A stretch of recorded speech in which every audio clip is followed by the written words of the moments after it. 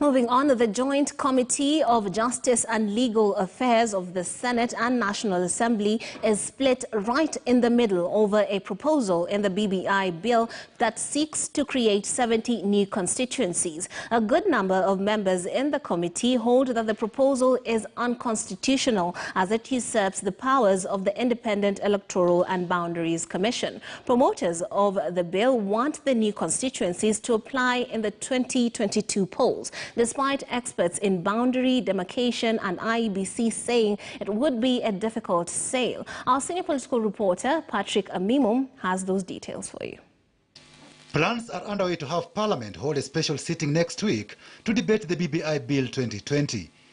The creation of 70 new constituencies proposed in the BBI Bill has seen the political class split in the middle.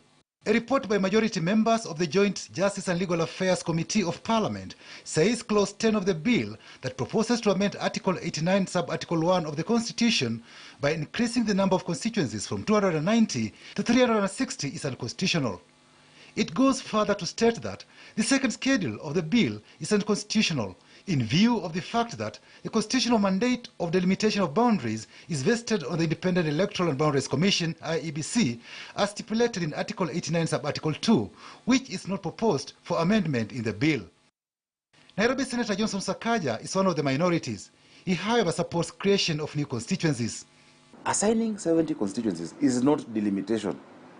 Delimitation is the process of allocating and creating the limits of the boundaries. Should Kenyans approve the BBI bill, Nairobi County shall get 16 extra constituencies, Kiambu 6, Nakuru 5, and Kilifi 4. 5 other counties will each get 3 new constituencies. 6 counties will each get additional 2 constituencies. 12 counties will each get 1 new constituency. 20 counties, majority from the arid and semi-arid regions, will miss out in the new allocations. They're almost overrepresented based on the number of constituencies. So there's no need to add on to them. But of course, it will take a political angle and people will start saying you're marginalizing us, which is not the case. Mombasa County, which has about 580,000 registered voters, got 3 new constituencies. Whereas Murang'a County, which has about 590,000 registered voters, only got 1 constituency. Supporters of the bill want the new constituencies to apply in the 2022 polls. Remember, we're going into a system, politically, where the person with the highest number of MPs is the person who is going to become the leader of government by being the prime minister. How can you have such a huge role given, yet you have skewed representation? A member of the committee who spoke to KTN News in confidence said the issue of constituencies was sneaked in between BBI 1 and BBI 2 and that there is no justification of tying new constituencies to the 2022 polls. The member says constituencies cannot be created in a conspiratorial manner.